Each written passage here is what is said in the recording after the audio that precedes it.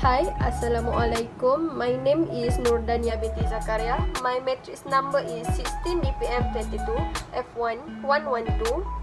Hi and Assalamualaikum. My name is Nur Saraha Ala binti Ahmad Prawira and my matrix number is 60 DPM 22 F1037. Assalamualaikum warahmatullahi wabarakatuh. My name is Nurin Tawafin binti Muhammad Syarul Nizam. My matric number is 16 DPM 22F1106.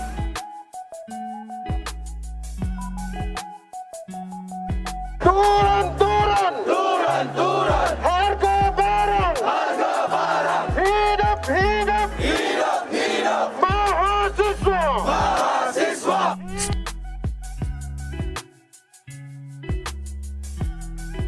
Alright, the first thing I want to talk about inflation. Inflation is the rate of increase in price over a given period of time. Inflation typically a broad measure such as the overall increase in price or the increase in the cost of living in a country. Inflation is something that is often talked about from mouth to mouth by the community.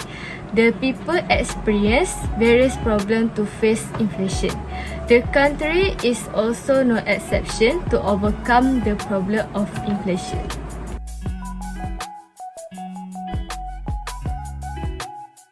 In your opinion, inflation is a good or not? Inflation have advantage and disadvantage. The advantage of inflation is inflation have increased production. More dollar translate to more spending, which equate to more aggregate demand.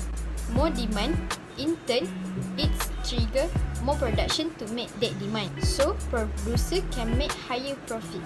Inflation cause the decrease in a value of currency.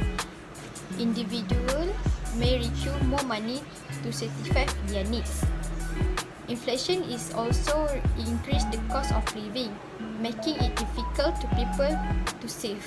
Inflation can increase the employment rate and slow the economic growth.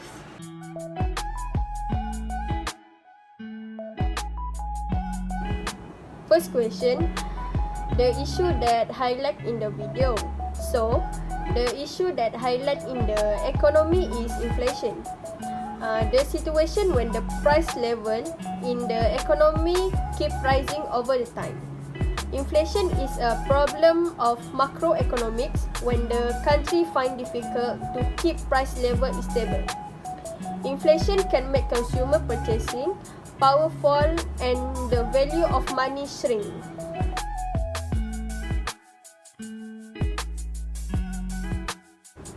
The second question is the problem of macroeconomic. So, what happens if inflation is too high? And what is the effect of inflation in the economy? Inflation is a continuous increase in the general price level of goods and services in the economy.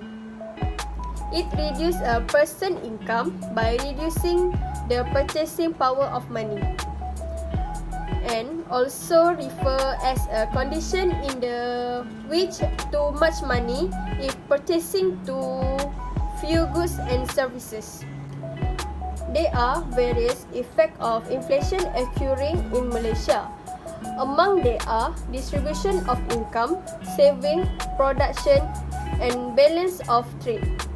Increase the gap between higher income and lower income goods. People who stand to gain from continuous inflation are businessmen, property owners, household, and debtors. And people who tend to lose from continuous inflation and salaries worker, pensioners, holder of government bonds, fixed deposit, life insurance, and money and creditors. Offer is production, general price level rise and producers make higher profit. Lastly, balance of trades. Many countries face a deficit balance of trades since import are greater than export.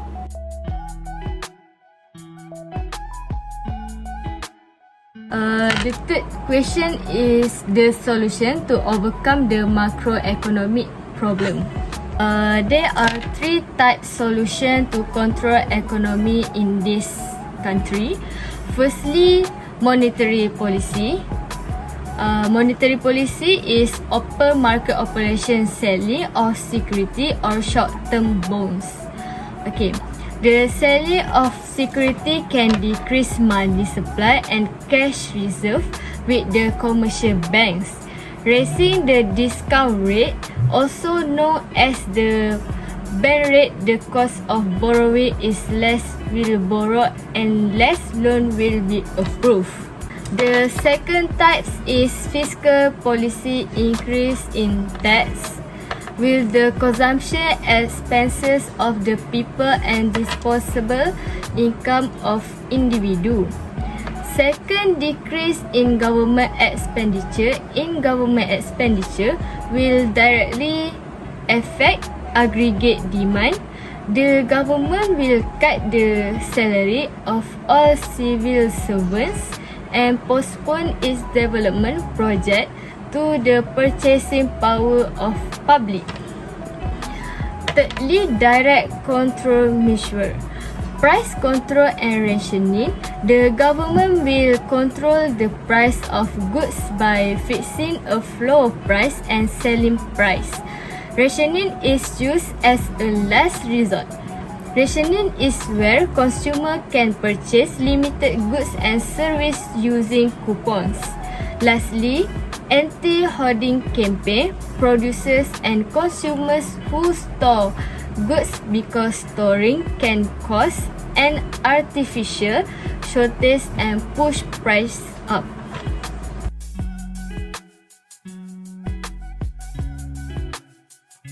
Based on this discussion, can you make one conclusion?